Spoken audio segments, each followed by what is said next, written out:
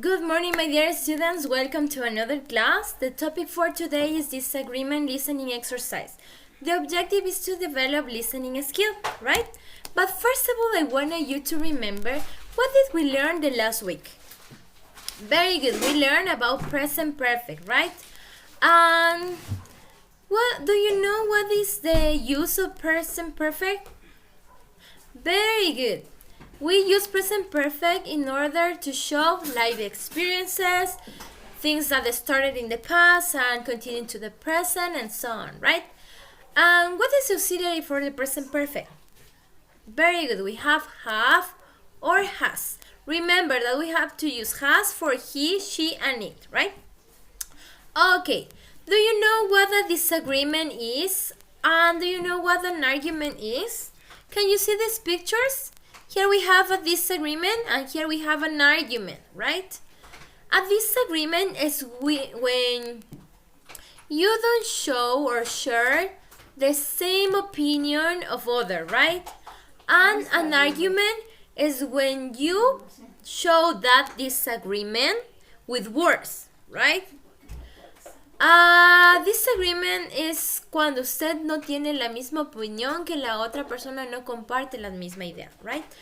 And an argument is when usted expresa esa opinión o ese desacuerdo que es diferente, esa opinión diferente y ese desacuerdo de una manera, o sea, usando palabras, discutiendo o peleando, right? That's an argument, right? Okay, now they are two very keywords, very important keywords, okay? Okay, now, what activities do we have to do today? The first one, I'm going to give you some directions in order to complete the listening activity.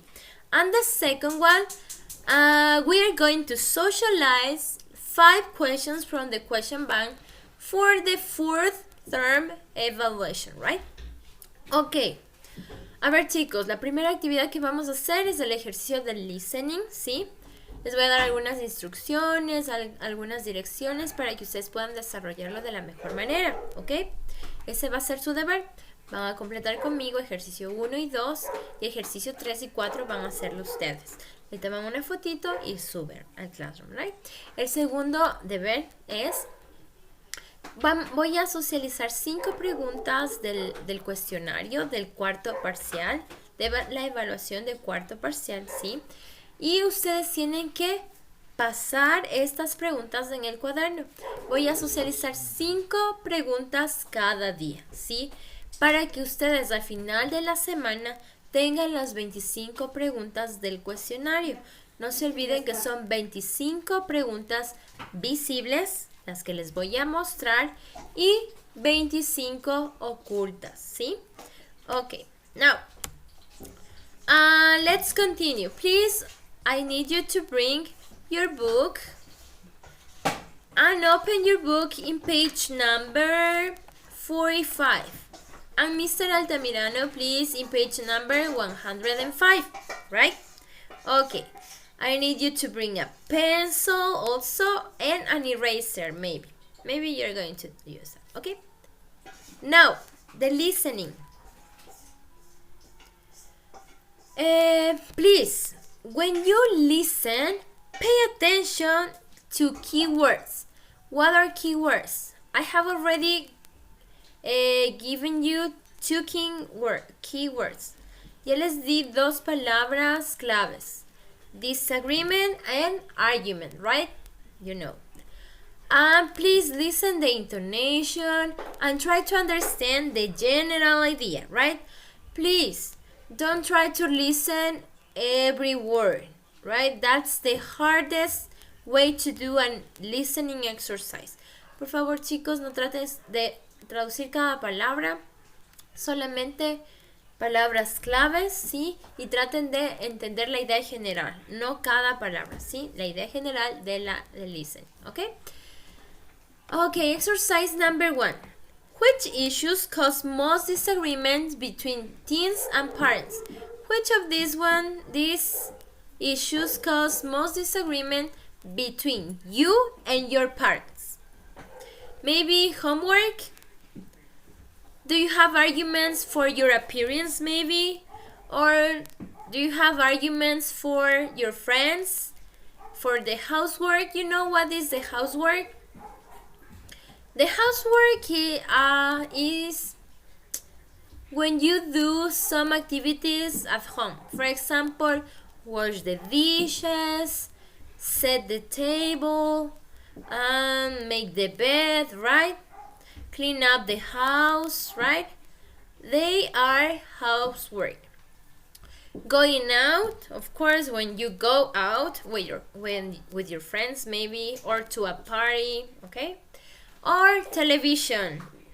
What of these issues, or which one of these issues are the most common problems in your house? Okay, now you're going to listen as psychologists talking about disagreements at home, right? And you have to underline the topics in activity 1. I mean these words, right? That she mentioned. Please listen what the psychologists mention of these words, right? Okay, listen. Track 44. Welcome to 5 Live. For today's program, we're looking at a very interesting topic: conflicts at home and how to avoid them. So let me welcome Dr. Helen Morrow, a lecturer in family psychology. Hello, it's nice to be here. First of all, let me ask you, what have you found causes most disagreements at home? Well, there's no one answer to this question. Everybody is different. But in general, the biggest arguments are often caused by the smallest things. How's that? Well, for example, a teenager not cleaning their bedroom or getting home late. This is the trigger that starts the argument. You know, a parent says, "I asked you if you would clean your room and you said you would, but you didn't." Then things escalate and people start shouting. And what can we do to avoid these situations? It's important to get to the root of the problem. Find out what the real problem is. It's often something bigger, like a teenager feeling ignored or a parent feeling unappreciated. You need to start a dialogue. And it's also important to have clear rules and limits. You mean that if you have clear guidelines, you can refer back to them and everyone knows where they stand? Exactly.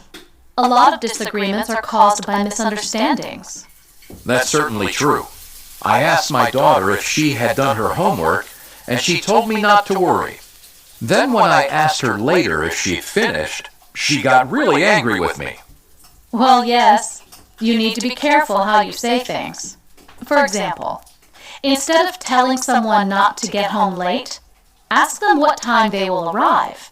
And with your daughter, instead of, "Have you done your homework?"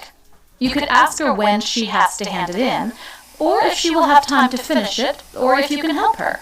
Less confrontational. That's right. Sometimes anticipating problems also helps. Housework causes a lot of conflict. You can say that again. So make people responsible for different things, like setting the table before dinner or washing the dishes afterwards. That way you show that you trust them. I see. Rather than asking them to do the shopping now and again, you give them responsibility for specific jobs. That's right. You make them see they're part of a team and that you're relying on them to do their part. Most teenagers appreciate that. They still complain, but they can see there's a reason for what they do. Right. Now, what about when they just don't? Okay. Ready? Which issues the psychologist mentioned? Homework? Yes, she mentioned homework. Appearance? No. Friends? No. Housework? Yes. Going out? Yes. Television? No. You have to underline homework, housework, and going out, right? Okay, now we're going to listen again in order to complete exercise number 3. this is your homework. Please pay attention. Okay? We are going to listen again, and you have to check the correct answer to the question. More than one answer may be correct. Okay?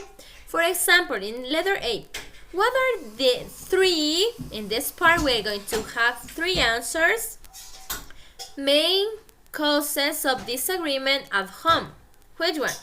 Housework, friends, misunderstanding, minor issues. Misunderstanding means malos entendidos. Minor issues, cosas pequeñas, right? Letter B.